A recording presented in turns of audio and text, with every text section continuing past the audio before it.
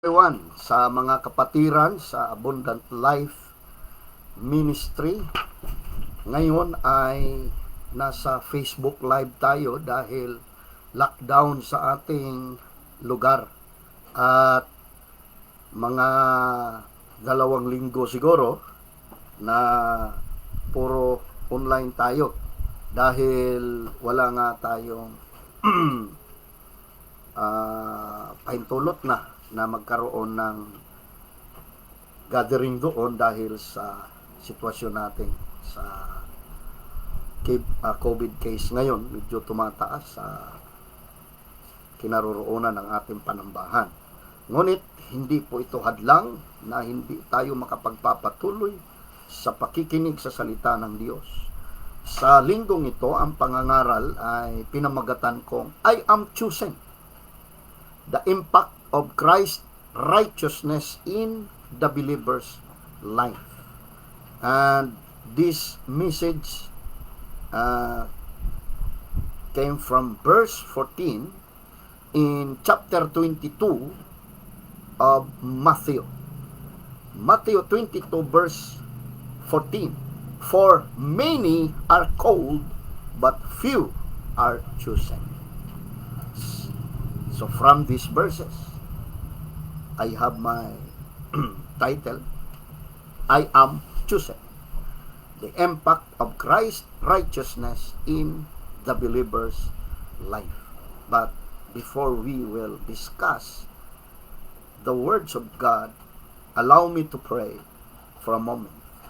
Dakilang Diyos, ngayong umaga, tulungan mo kami na aming maintindihan ang aming katayuan, lalong-lalong na ngayon sa panahon ng pandemya. Nawa, O Diyos, ang bawat isa sa amin ay magkaroon ng kaunawaan mula sa iyong mga salita. This preaching right now is purely from the Word of God. And help me, Lord, to explain and discuss it fully for the glory of your holy name, Jesus Christ. Amen. Sa mga kapatid sa Abundant Life Ministry, nais ko pong paalalahanan ang bawat isa sa inyo na kung kayo naniniwala na ang Diyos ay nasa atin, tayo pinagaling, siya ay nag-provide sa ating pangangailangan, pero kung ikaw ay nag-aalinlangan, pag tinanong ka, ligtas ka na ba? Ang sagot hindi ko pa alam Hindi ho tayo mga Katoliko na ang kanilang eternal life pagkatapos na sila'y mamatay. When we receive Christ, Christ is the eternal life. So meaning, when Christ is in you, if Christ is in you, kung nasa inyo si Kristo, bakit nag-aalangan kayo sa inyong kaligtasan? No? Kaya yung iba, pag tinanong mo, nag-aalangan pa kung ligtas ba sila o hindi, sana kasama ako doon sa few are chosen. Ganun ang kanilang sagot. Ngunit, ang atin pong simbahan ay abundant life. Ang abundant life na tinutukoy dito ay hindi yung material, hindi yung pera, hindi yung anong meron tayo sa mundong ito. Ang abundant life dito ay ang buhay na walang hanggan na inilaan ni Kristo sa atin. So ano ba ang konteksto dito? Ano ba ang pinag-uusapan? Kasi ang mga naririnig ng mga kapatid, yun lang ang verse 14. Pero hindi nila naintindihan kung ano ang pinag-uusapan. Simulan po natin sa versikulo 1. And Jesus answered and speak unto them again by parables, and said, The kingdom of heaven is like unto a certain king, which made a marriage for his son. So ano itong parabulang ito? Ito ay parabola patungkol sa kaharian na ang Diyos ay naghanda ng piging para sa kaniyang inaanyayahan. So we all know that we have the intimate relationship with Christ. And this relationship are often compared to a marriage. Kaya nga in Matthew 9:15, can the children of the bride chamber mourn, as long as the bridegroom is with them. And 3:29 in John, he that hath the bride is the bridegroom. And 2 Corinthians 11 verse number 2, for I have espoused you to one husband, that I may present you as a virgin to Christ. When we analyze these verses, tayo yung inihambing bilang bride of Christ. In Ephesians 5:23, Christ is the head of the church. In verse 25, even as Christ also loved the church and gave himself for it. Anong dahilan? In 5:26, that he might sanctify and cleanse it with the washing of water by the word. Ibig sabihin, bakit ka nag-aalala? At higit sa lahat, bakit hindi ka tiyak na ikaw ay kasama doon sa few are chosen?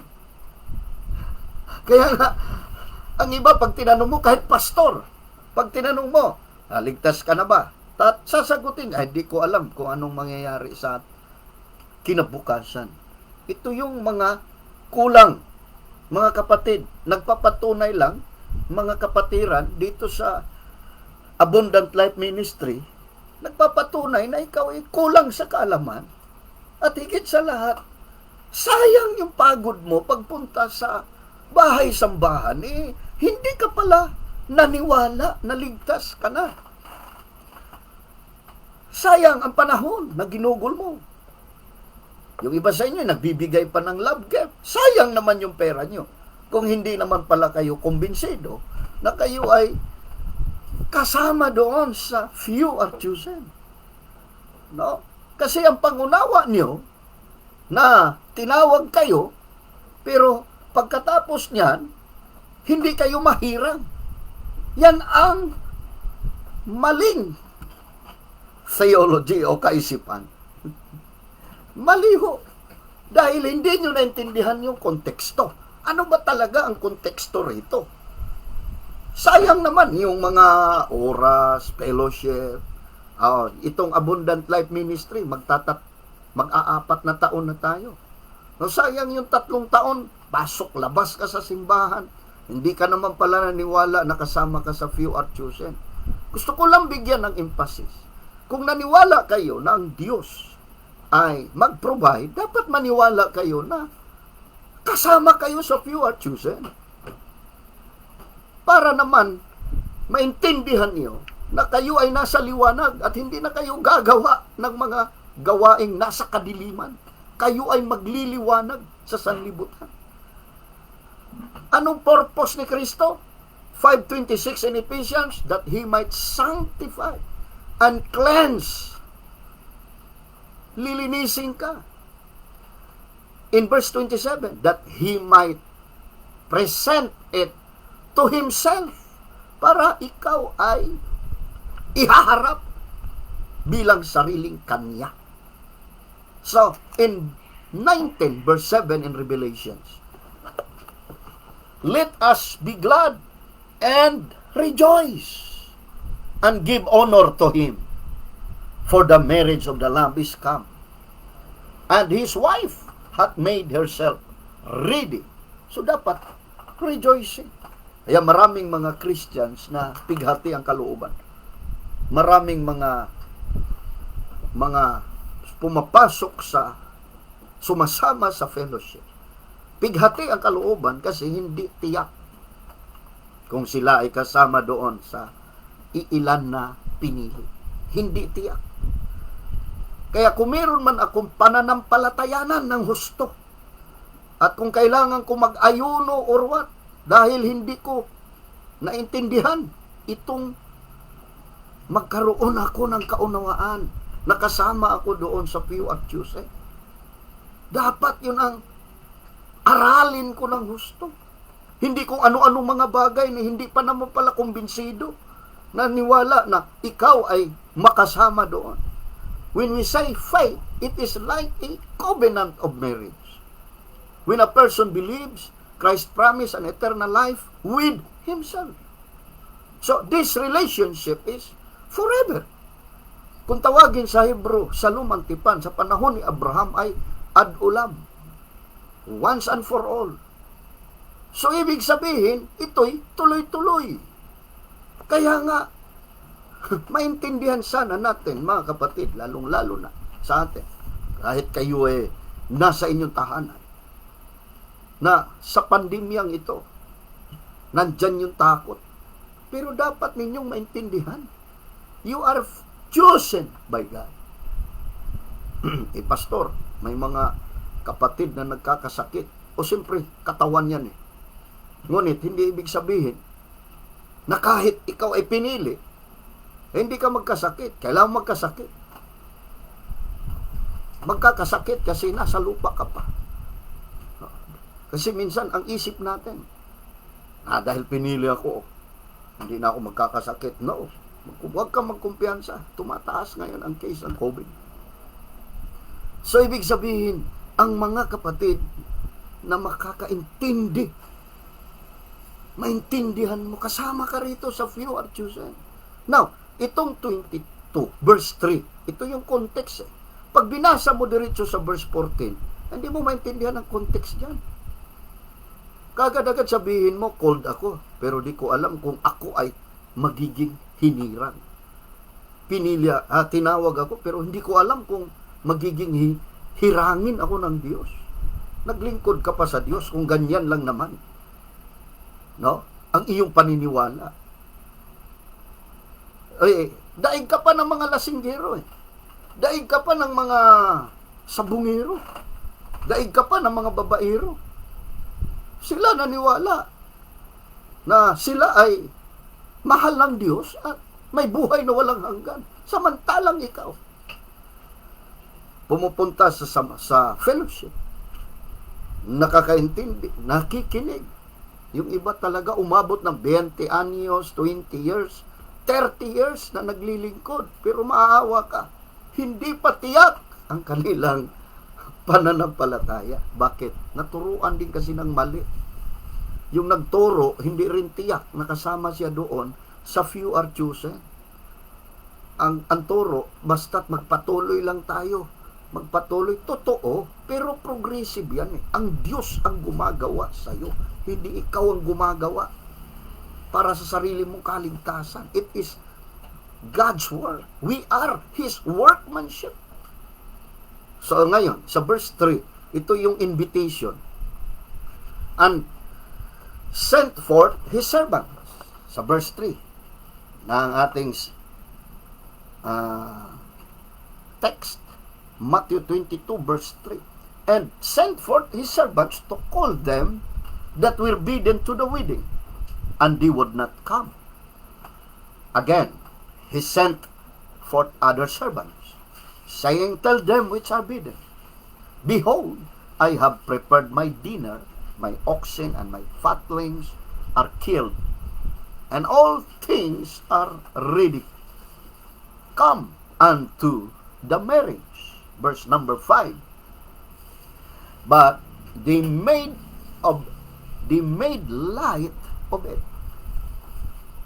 and went their ways, one to his farm, another to his merchandise. And verse 7, but when the king heard thereof, he was wroth, and he sent forth his armies, and destroyed those murderers, and burned up their cities. So, kaninong imbitasyon ito? This is Israel's invitation. God's invitation to Israel is both historical and prophetical.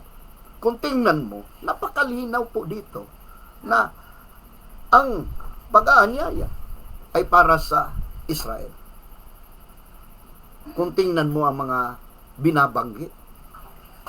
Dahil ito'y customary ng isang ng mga Hudyo na paano mag-anyaya sa mga piging na ganito. No, ito isang customary. Ang gagawin, ang hari ay mag-aanunsyo na merong magaganap na ganitong okasyon.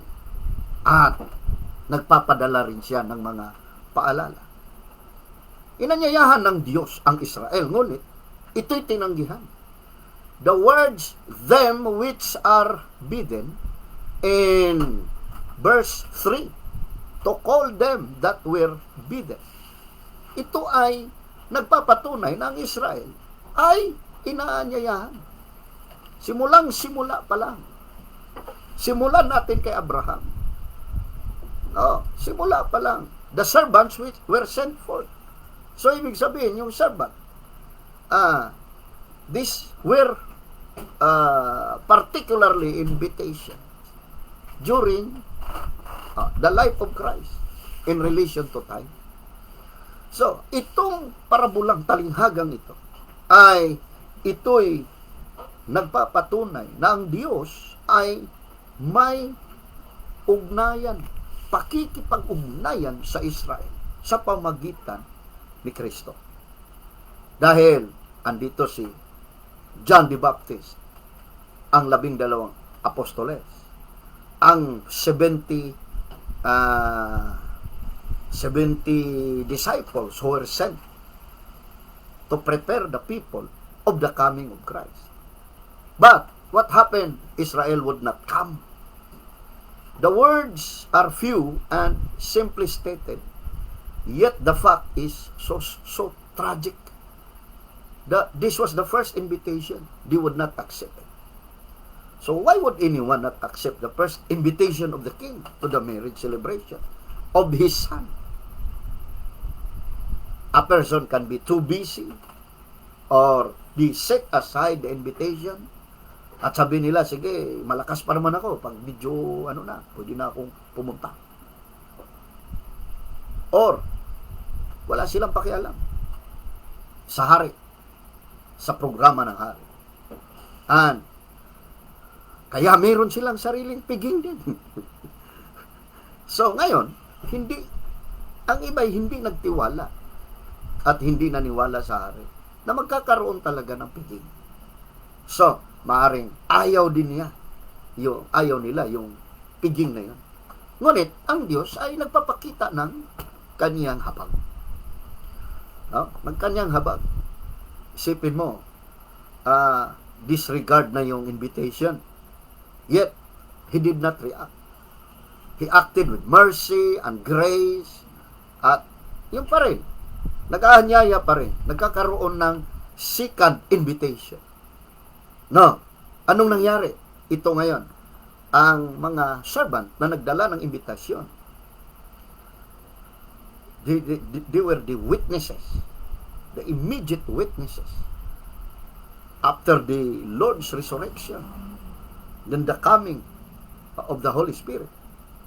So, why? Because yung salitang the dinner in verse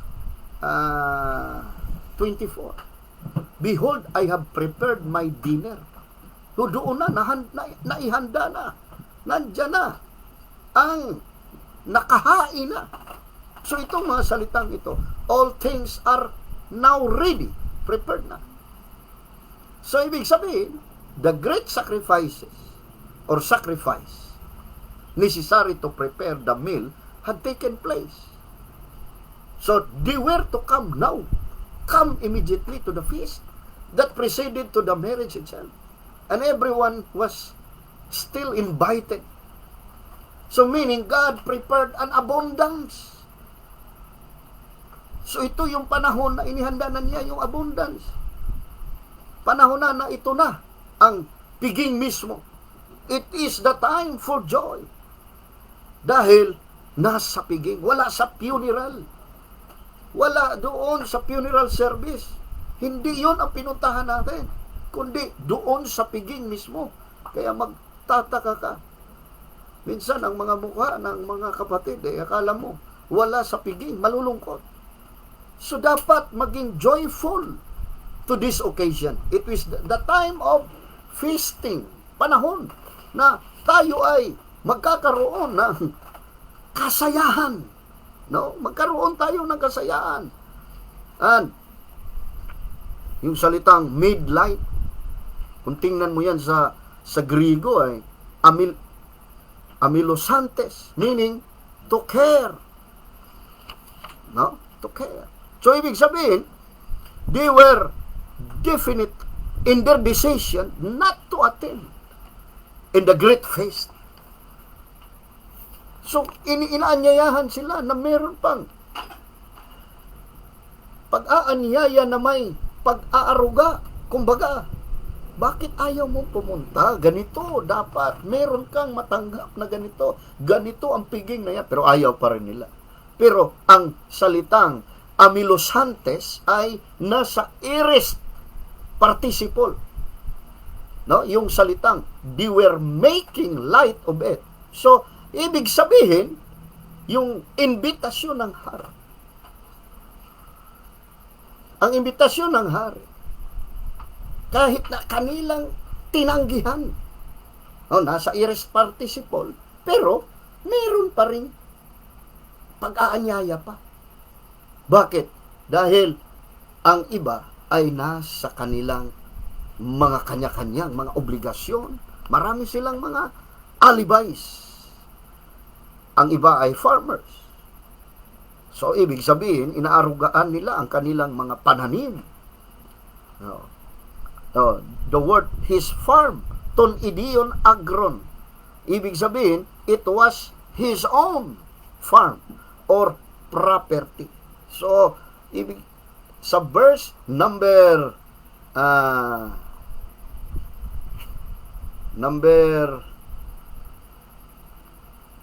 25, but they made light of it and went their ways, one to his farm.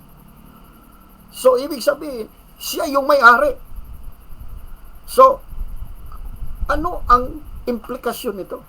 This idea implied of selfish enjoyment. So, ang taong ito, nagkakaroon ng selfish enjoyment dahil kanya yung farmer of his own property. So, siya ay balot. He was wrapped up in the possessions of this world. But, in Matthew 16:26, I would like to remind you, brother and sister, for what is man profited if he shall gain the whole world and lose his own soul? Or what shall a man give in exchange for his soul? And in Luke 8 verse 14, and that which fell among the thorns. Nalaglag doon sa dawagan ang salita ng Diyos. Ano nangyari? They are choked. For what? For the cares and riches, pleasures in life. And bring forth. Anong dapat? Ito'y pleasures of this life. Anong dala-dala nito?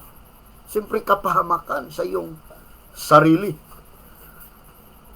Kaya, ang nangyari, ang mga tao ay hindi tumalima sa pag-anyayang ito. And verse 25, and another to his merchandise. So pag sinabing merchandise, they were busy. They are merchants, the city dwellers. They were engaged in their business, trade. They were wrapped up in the business of the world. So yung farmer wrapped up for his selfish enjoyment. But these merchants wrapped up for the business of the world. Talagang taling-tali na kung ano ang meron sa sanlibutan ito. And 2 Timothy verse 2, chapter 2 verse 4, 2 Timothy chapter 2 verse 4, no man that warreth entangled himself with the affairs of this life, that he may please him who had chosen him. Hindi naman talaga malugod ang siyang pumili sa iyo. As a soldier, ang sabi ni, as a soldier of Christ, ang sabi ni Paul, ang kanya sulat kay Timoteo. So ngayon, in verse 26, and the remnant took his servants, and entreated them spitefully and slew them. So, ito ngayong mga nangyayari. The king heard thereof. Nagalit ang hari. At pinadala ang kanyang mga sundalo para sila ay parusahan at sunugin ang kanilang syudad. So, marami sa mga tao, they were religious, but they were attached to the world. And they do not want, they wanted nothing to do with the king. Ayaw nilang ma-involve. Ayaw nilang madistorbo ang kanilang mga interes. Ayaw nilang pakialaman ng hari ang kanilang mga buhay. Kaya nga, ang mga taong ito, they were punished by the king. They were punished by the king. Naririnig ang imbitasyon, ngunit hindi tumalima. Why? Because in John 5:40, you will not come to me that ye might have life. So, hindi tumalima. So, ibig sabihin, kontento na sila sa sarili nila. Kontento na sila sa anumang worldly business. So, hindi na nila tumalima na pakinggan, na sunod ang tawag na ito. Why? Because they were wrapped up by themselves. They were wrapped up by the worldly business. Kaya, kung tingnan natin, ang kaparusahan ay hindi lamang sa buhay na ito, kundi meron ding kaparusahan na masigit doon sa walang hanggan. So, ang rejection ng invitation ng Diyos sa atin, lalong-lalo na sa Israel, lalong-lalo na sa Israel, meron itong distraction. Kaya nga, may mga commentator na nagsasabi, Bible commentator, na kanilang iniulat na dahil tinanggihan ng Diyos si Kristo, ng mga Israel si Kristo, nagkakaroon ng paghuhusga kaagad ng 70 AD, destruction of Jerusalem. Maaari, ngunit hindi sapat na patunay yon dahil meron itong implikasyon sa walang hanggan. Ang Juan 3:18, he that believeth on him is not condemned, but he that believeth not is condemned already, because he has not believed in the name of the only begotten Son of God. So, pag hindi naniwala, hindi tumalima, ayon sa sinalaysay ni Juan, siya ay hinatulan na, condemned already. So, hinatulan na. So, may paghahatol na. In verse 8 to verse number 10 in 22 of Matthew, no? Then saith he to his servants, the wedding is ready, but they which were bidden were not worthy. Go ye therefore into the highways, and as many as ye shall find, bid to the marriage. And verse number 10, so those servants went out into the highways, and gathered together as many as they found, both bad and good, and the wedding was furnished with guests. So, pinahayo muli And this time, God's invitation is now given to any and all. So, itong utos na ito, go to the highways. So the servants will go into the highways of the world and invite any and all to the great wedding feast of His Son. At matatandaan natin, maintindihan natin na ang mga servants ay nag-aanyaya sino man ang kanilang makita. And this invitation is no longer just to the few. Hindi lang ito para sa iilan. Sa lahat. It is universal. Kung tingnan natin, soteriological perspective, ito'y sa mga Hudyo at sa mga Hintil, sa mga mayaman at sa mahirap, matataas na tao, pinakamababang tao, malalaya, alipin, sa mga mababait, sa mga masasama, sa may mga relihiyon o walang relihiyon. So, lahat na ito in-invite. So, ngayon, itong invitation na ito, maintindihan natin na sulat ni Pablo, Roma 10:12, for there is no difference between the Jew and the Greeks, for the same Lord over all is rich unto all that will call upon Him. So, ang mga servants ang nag-invite sa mabuting tao, sa mga masasama. At ito ngayon ay nangyayari sa panahon ni Cornelius. In Acts chapter 10, he was a devoted, and in this time, kailangan pa niyang sumunod. Kasi religious na ito si Cornelius. But he needs to come to the truth. So, ang ginawa ng Panginoon, lahat ay pwedeng anyayahan.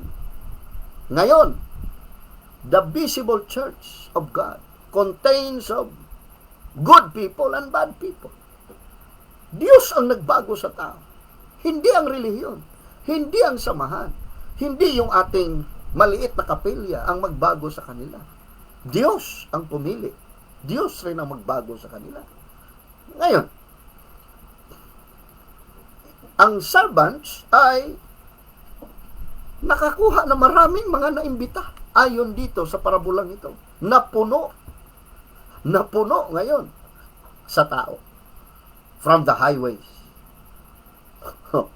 Ngayon, dahil ang Diyos ay nangako naman din sa atin, lalong-lalo na, lagi natin binabang, come unto me, all ye that are labor and are heavy laden, and I will give you rest. So may maraming tao talaga ang siyang pumasok. Ngayon, kung papansinin ninyo, sa verse 11 hanggang 14, ito, basahin natin. Verse 11 hanggang 14 in 22, chapter 22, in the book of Matthew. Matthew 22, verse 11. And when the king came to see the guest, he saw there a man which had not on a wedding garment. And he saith unto him, Friend, how camest thou in not having a wedding garment? And he was speechless. Then said the king to the servant, Bind him hand and foot, and take him away, and cast him into the outer darkness. There shall be weeping and gnashing of teeth. And verse 14, For many are called, but few are chosen. So, nagkaroon ng confrontation with the guest. No? Yun ang pinaka-emphasis dito sa parabulang ito. The emphasis talagang sa confrontation sa guest na walang maayos na kasuotan. sino naman ang nakakaalam ng maayos na kasuotan? O mismo yung nag-anyaya. Kasi siya yung nagsabi, hindi ka nakapagsuot ng damit pangkasal o para sa okasyong ito. Siya mismo nakakaalam, yung nag-aanyaya. You don't have the proper clothing of this for this occasion. So, ang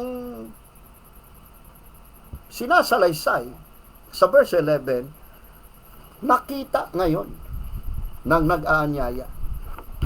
So, anong nangyari? He was speechless. Upon entering, he immediately saw the man without a wedding garment. Kaya nga, yung salitang to see. No? And when the king came in to see, doon pa lang sa salitang to see ay merong implikasyon na sa Griego na tias astai, na meaning to view attentively. Ibig sabihin, to look carefully. Ibig sabihin, inoobserbahan niya ng husto. To closely look upon the guest. At mayroon pa itong kahulugan sa Ingles, itong salitang tias astai na to inspect. Napakabigat ng salitang ito, to see. Mayroon pang inspection. So meaning, ang nag-aanyaya ay nag-i-inspection, to look closely, inoobserbahan, to observe. So, ang purpose, kasi dito ang emphasis ng salitang tias astai, ang purpose, kaya pumunta ang nag-aanyaya doon sa piging para sa layunin na kaniyang i-inspeksyon bawat guest o bawat dumalo. I-inspeksyon. Kaya siya pumunta. Para inspeksyon. Yun yung word na to see sa Griego ay tias astai. So, inspect ang bawat isa. Bakit? Dahil nais niyang matiyak na ang lahat ay maayos para sa selebrasyon. So, ang layunin niya para maayos ang selebrasyon. So, siya mismo ang mag-inspect. Siya mismo ang mag-inspect. So, hindi alam ng dumalo na ito na ang kanyang kasuotan ay hindi akma sa nais ng hari na nag-anyaya. Kaya, maaring ang ibang mga dumalo nag-aakala na ang kanyang kasuotan ay katanggap-tanggap. Ngunit, mabigat na salitang tias astai, pumasok ang hari para i-inspeksyon. Hindi ang approval nagmumula sa kapwa dumalo. Ang approval doon mismo sa nag-aanyaya kung pwede ba yung kasuotan mo. Kaya nga tingnan mo, minsan ang mga kapatid humihingi ng approval ng kanilang pamumuhay sa kapwa lang din kapatid. Paalala ko sa inyo, ang approval po ng pamumuhay natin, ang standard of living ng bawat miyembro ng Abundant Life Ministry ay sa nag-anyaya. Sa Diyos mismo kung ano sinabi na sa kanyang salita. Yun ang ating batayan. Hindi yung ating kapatiran. Paano kung nakarinig yan ng ibang turo at sabihin sa iyo, hindi naman mapatunayan sa salita ng Diyos. Di sabihin rin sa iyo, hindi patiyak. Yan ang mga kulang sa kaalaman sa salita ng Diyos. Ngayon, ang mag-approve, ang mag-inspect, yung hari. So, tias astai, he will be responsible to inspect. Kumbaga talagang siyasatin ka ng husto. So, ang mga kapwa dumalo, okay na lang yan, damit mo. Pwede yan. Yan ang sabihin.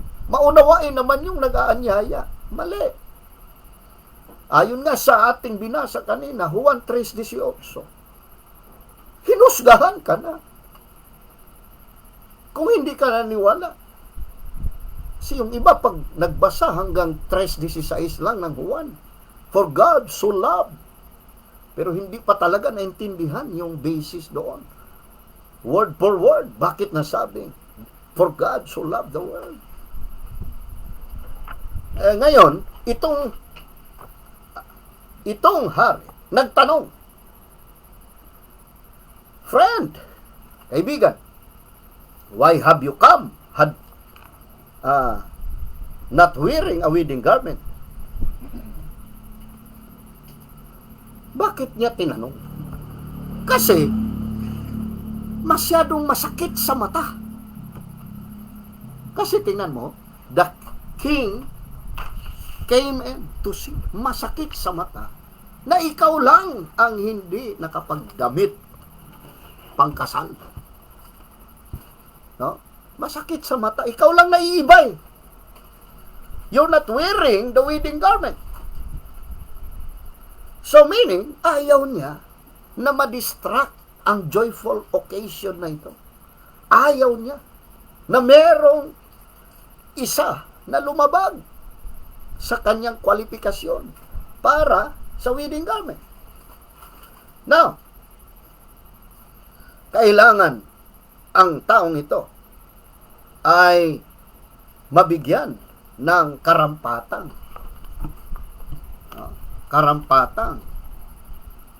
parusa. Bind him hand and foot. Kasi kung tingnan natin sa paliwanag ni Pablo sa sulat niya sa Pilipos, being filled with the fruits of righteousness, which are by Jesus Christ, unto the glory and praise of God. Anong gusto mong liwanagin, Pastor? Napakasimple. Ang hari, yung nag-imbita, siya rin ang naghanda ng inyong kasuotan. Siya rin ang naghanda ng inyong kasuotan. Ano yung kasuotan na tinutukoy dito? The righteousness of Christ. When we say dito na sabihin natin ito ay soteriological perspective, i-convert din natin ito na itong kasuotan, it is the righteousness, the garment of righteousness of Christ. Ang nakakalungkot kasi, karamihan, self-righteousness. Karamihan, kanilang katwiran. Ilang bisis silang mag-ayuno, parang Pariseo. Ang mga Pariseo, ganun. Ilang bisis mag-ayuno sa isang linggo, ilang oras manalangin. Yun ay ikatutulong para sa kanilang ikatutuwid. Ngunit, nais kong ipaalala sa inyo, wala hong naitulong yan para sa ating righteousness garment. Kaya ho tayo nananalangin. Kaya ho tayo nag-aayuno. Kaya ho tayo nagpupuri. Dahil po sa katwiran ni Kristo na nasa atin. Nung wala pa po yan, hindi ho natin magagawa ang mga bagay na yan. Huwag ho nating tingnan ang ating kasuotan ikumpara sa kasuotan ng iba. Naakala natin tayo ay mas matuwid kaysa kanila. Hindi po totoo yan. Marami hong ganong preacher. Marami din hong ganong mga kapatiran. Pero dito sa abundant life, isipin nyo ho, ang abundant life na meron tayo, galing sa Diyos lahat po yan. Hindi galing sa atin. So yung katwiran na meron tayo, hindi yan galing sa atin. Galing sa Diyos yan. Dahil for all have sinned and come short. Kapos tayo for the glory of God. Hindi tayo nakaabot pero dumugtong si Kristo. So si Kristo, Christ is in you. The hope of glory nasa atin. So, paano ngayon natin resolbahin itong tao na ito na hindi nakasuot pangkasan dahil siya'y hipokrito? Maraming mga taong ganito. Taong ito ay hindi sumunod sa gusto ng Diyos. Higit sa lahat, yung ating mga gawang na meron tayo, it is the work of the Holy Spirit in us. Kaya natin nagawa yan. Hindi natin gusto yan noong una. Ang gusto natin, puro kasayahan sa laman, puro pagnanasa ng laman. Pero nung tayo ay pinili ni Kristo, ang garment, siya naghanda. Hindi yung sarili nating garment. Sa panahon ni Adan at Eva, nagkasala sila. Gumawa sila ng paraan. Kumuha ng mga dahon ng halaman para pantakip ng kanilang kahihiyan. Ang sabi ng Diyos, hindi sapat yan. Ako ang kailangan gumawa ng paraan para sa inyong kasuotan. Kaya nga, mga kapatid, ang mga mananampalataya na nagkulang sa pag-intindi sa kontekstong ito, hindi nila tiyak kung sila ngayon ay kasama doon sa chosen. Ngayon, ang tao ay hindi makapagsalita. Then, the man, in verse 12, he was speechless. Sa Griego ay epimote. So, ibig sabihin, ang kaniyang, pag sinabing epimote, parang nilagyan ka ng busal. Nilagyan ka ng busal na hindi mo maibuka ang iyong bibig. So, ibig sabihin, alam niya na may inihanda ang hari na kasuotan, ngunit ipinilit niya ang kaniyang sariling kasuotan. Ini-insist niya ang sarili niyang turo. So, alam niya, hindi naman, ano bang tamang sabihin na salita hindi naman ignorant. Yan, magandang pakinggan kasi pag Tagalog, mabigat Hindi man ignorant yung hari. So, itong word na speechless, epimote, yung kanyang bibig ay may busal. Ganon ang paghambing. Kung tingnan mo ang salitang ito, nagkaroon ng busal, ibig sabihin, hindi mo maibuka. So, ibig sabihin, alam niya. O ang kanyang dila ay talagang itinali. Yan yung epimote. Itinali.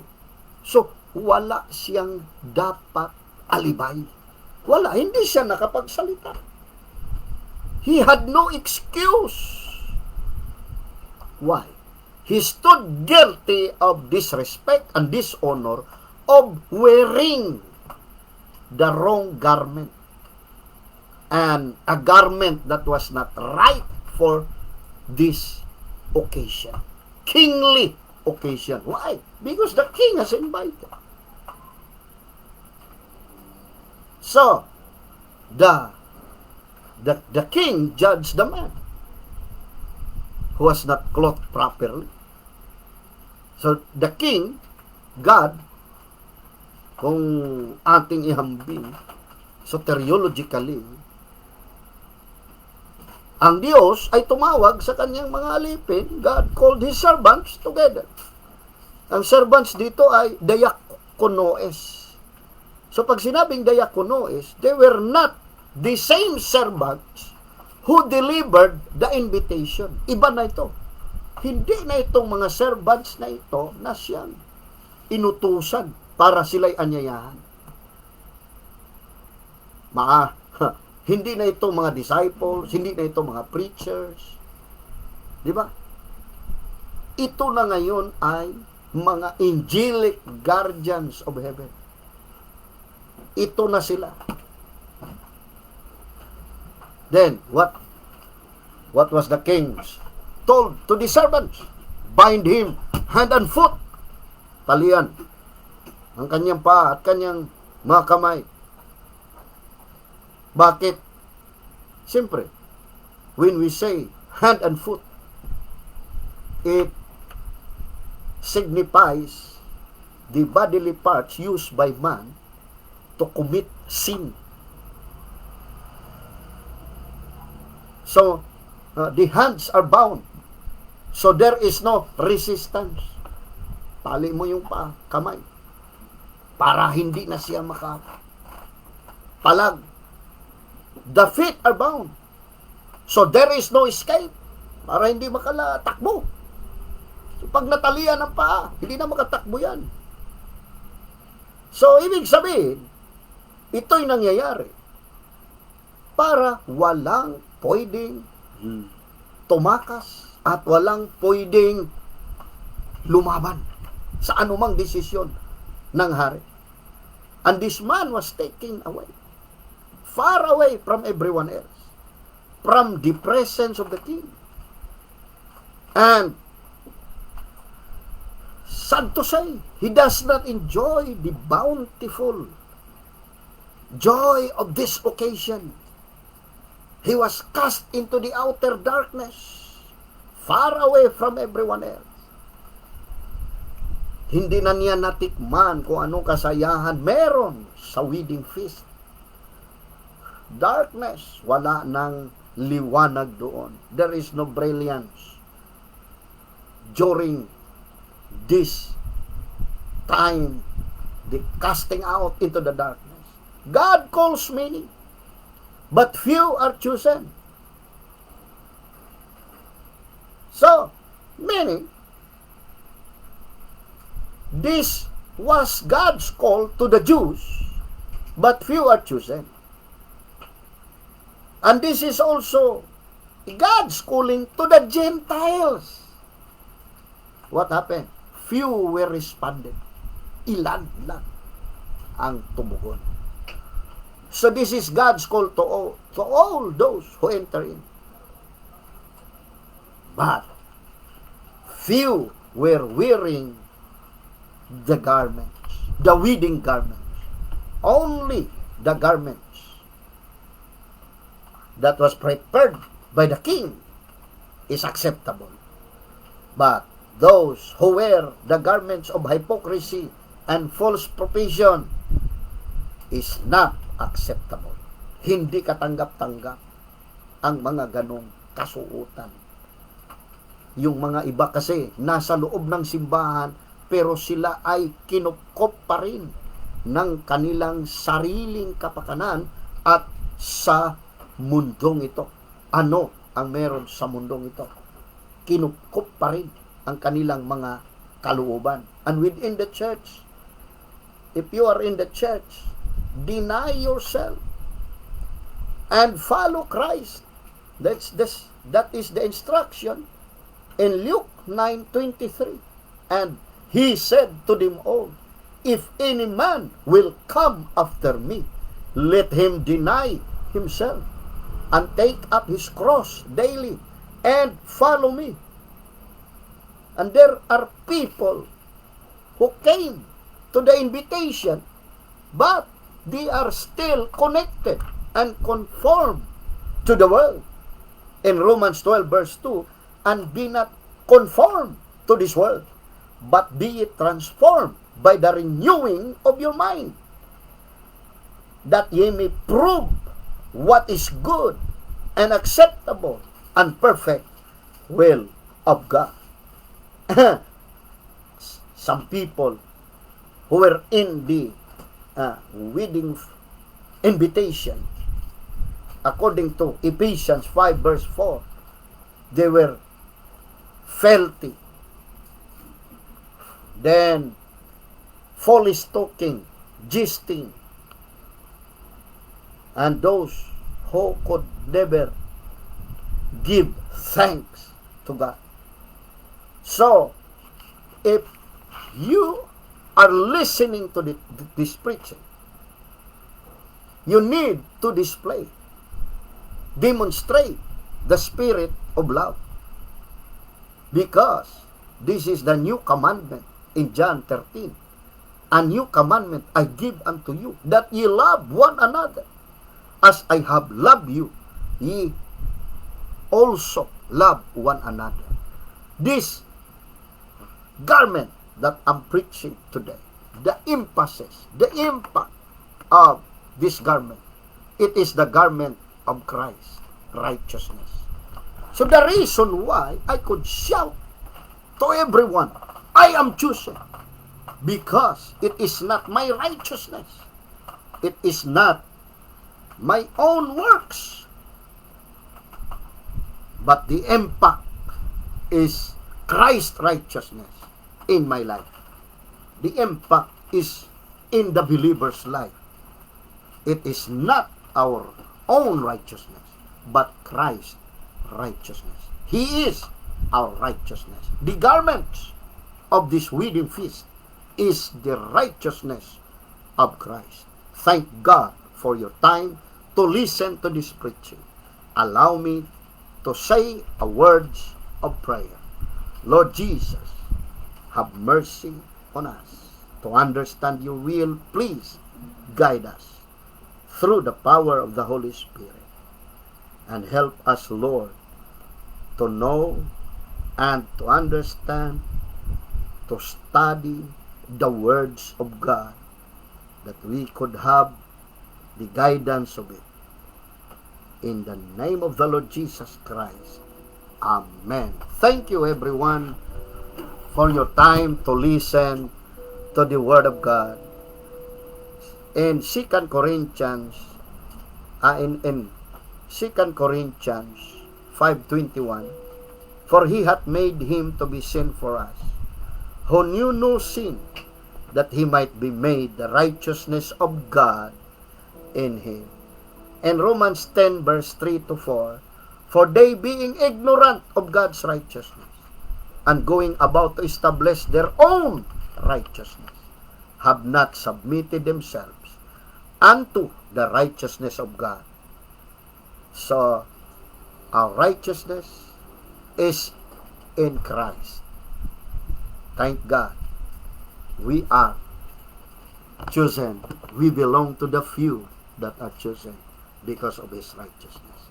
God bless you all, and thank you for your time to listen this preaching today. God bless you.